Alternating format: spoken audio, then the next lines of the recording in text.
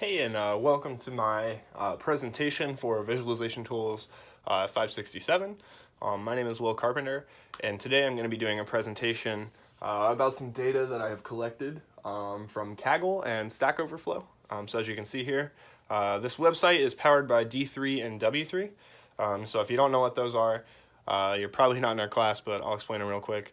D3 is a library that can be used to visualize graphs, data, a lot of different information. It's super easy, does a lot of the heavy lifting of JavaScript for you. Definitely recommend checking it out. W3, if you've never heard of it, is a CSS library. Essentially making responsive websites super easy. So you can see here this window resizes and stuff. If you've never used it before, seriously check it out. It's super cool. With all that out of the way, without further ado, let's kind of hop into it. I want to take a look at this data that I've collected from Stack Overflow. And what data is it, you're asking? It is a collection of surveys that were sent out to about 64,000 people.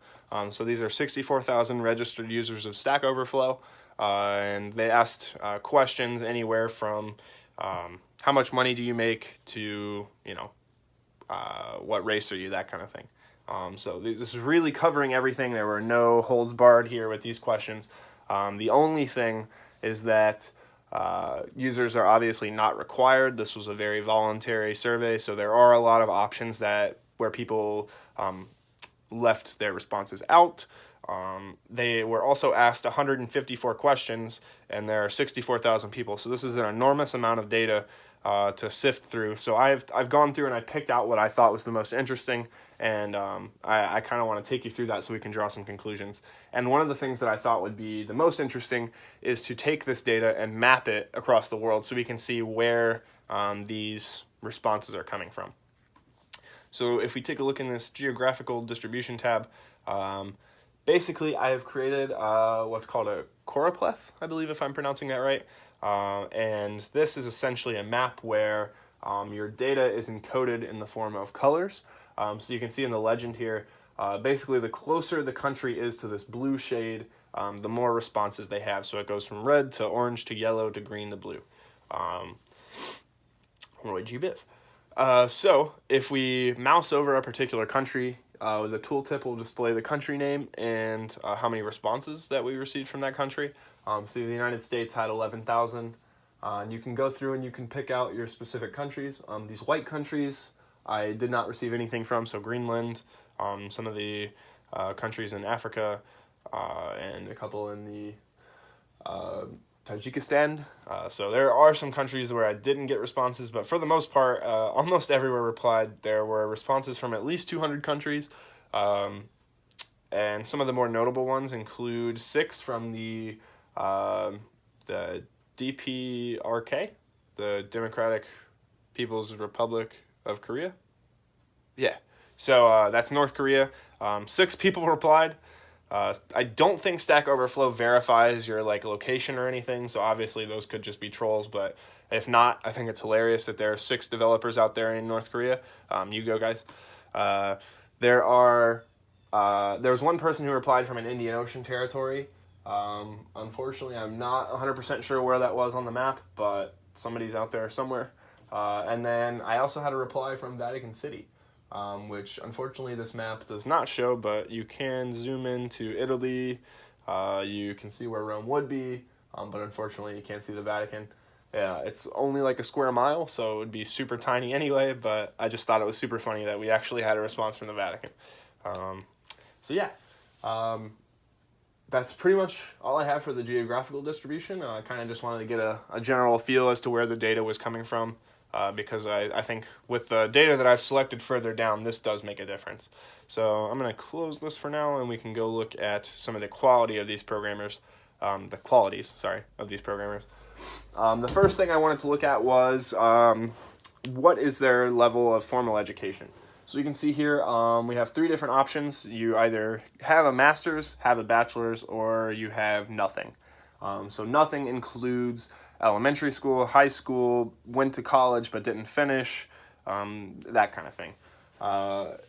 an interesting response. One person did say that primary school was their highest level of education, and they were also employed as a developer. So, not sure how that happened, but shout out to that guy. He found a job straight out of elementary school, apparently. 42% of people who replied said they had a bachelor's degree. I think that's amazing. That's 21,609 people out of this survey who replied who said they had a bachelor's degree. 21.68% said they had a master's degree. So around 60% of people had some form of higher education in the field. I think that's pretty standard. This, like I said, this includes the other category, includes people who are currently going to school or who are dropped out of school. But one of the things that I wanted to look at with this presentation was the rise in boot camp programmers, so people who don't have formal education. And I think that this kind of shows that it's about a 60-40 split, with some of that 40% eventually going to the 60% side. So I think it's still definitely a very higher education dominated field. I think most people have to go to school to figure out how to do this, but it does prove that there are some people out there who don't. The next thing I wanted to look at was how well paid are these programmers, and unfortunately this was kind of a sensitive question because as you can see here, this -1 category represents people who make less than $20,000 or did not reply. So most of them were not replying. Actually, I think all of them were not. All of these are not replying. So all of the non-responses I grouped into this -1 category, and later once we sort all of this data, I'm going to remove that category so we can look at this trend a little bit more heavily. Because as you can see here, these percentages are extremely low because of just how many people decided not to reply to the salary question. Another thing I wanted to look at was, are they employed? Do they have a job? Here we can see 36,000 people have a job as a software developer. 70% of people that replied have a job as a software developer. I think that is amazing. If you combine the people who have a bachelor's and a master's, that pretty much matches up. So draw your own conclusions there, but I think that's really cool. About 2% of people said they used to program professionally and now they don't. Around 10% said they are a professional, but they do not program professionally. So these are people who program, for hobbies, that kind of thing. Around 1.78% of people said other. I'm not really sure what the other would be in this situation. Not responding, don't program, that kind of thing. And then the rest of the people are going to be students. So 16% of people are students, 70% are paid developers. I think that's pretty good. One of the other questions, a little bit more sensitive topics that I wanted to look at was kind of the diversity in the field. So what do these programmers look like? Turns out around 5% of them are female. That was a little low for me. Personally, I was expecting a little bit closer to 10% because I do know that some of law enforcement agencies are closer to 10%, so I figured our job's not quite that scary. But yeah, it's definitely still a very male-dominated field. One thing to note about this response is that users were basically allowed to select any of these 6 options, and I counted each of those selections, so this data set is a little bit different from the rest of them. But yeah, as we can see, 61% at some point identified as a male, so that's a pretty large percentage of the field, very heavily male-dominated. And then the other thing I wanted to look at were which programming languages do they know.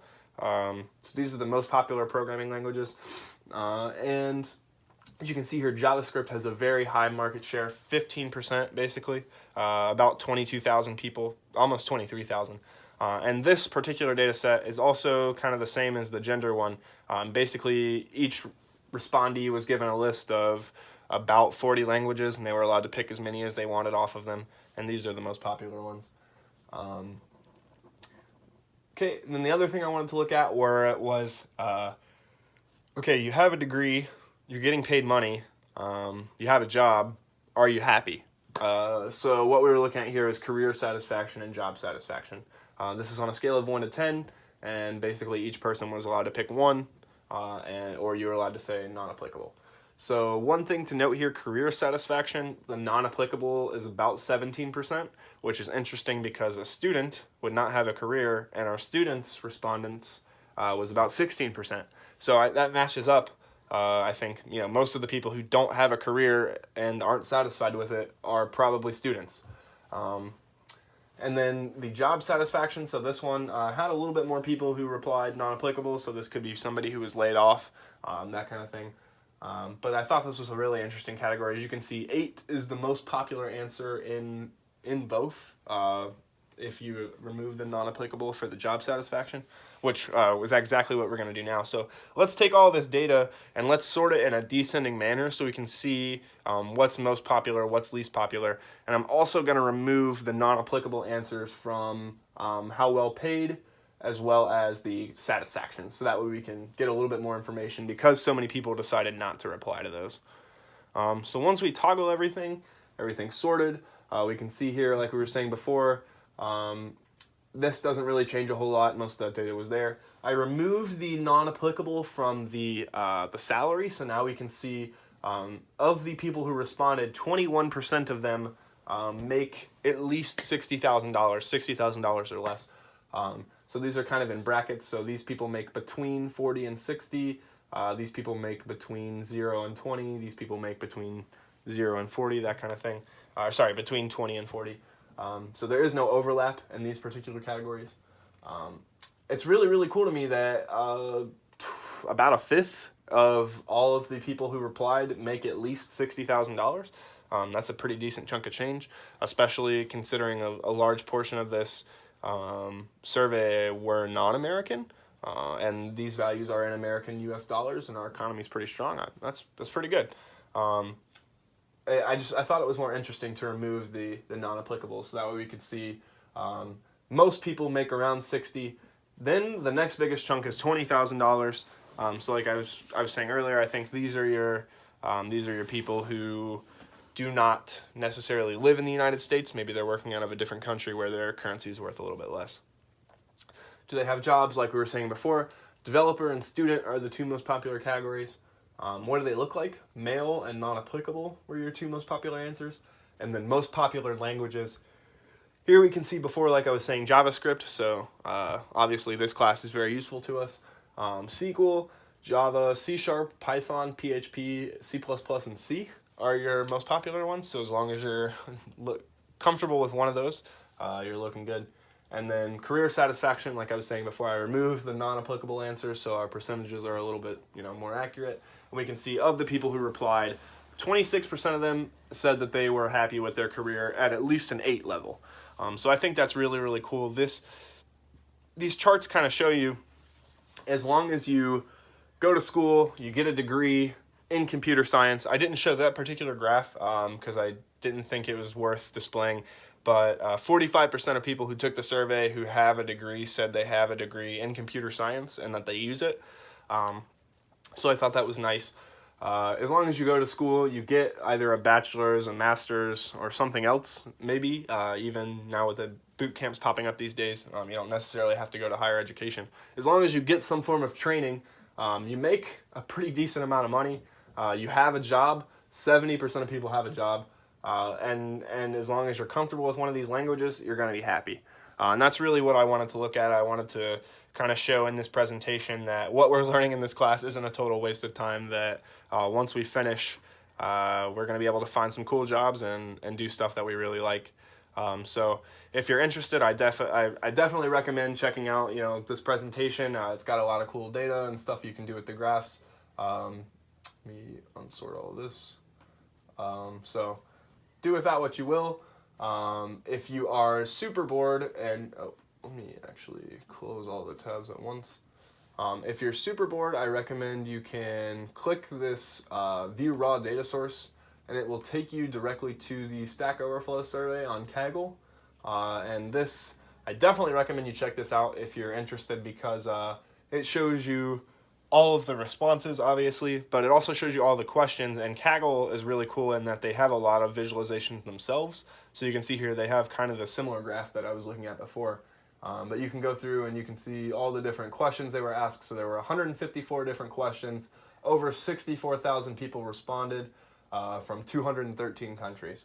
So, like I said, thank you for your time. I hope that you learned a little bit something today, a little bit of something today from the information that I displayed, and I hope that I proved to you that programming is definitely something worth learning. Thanks.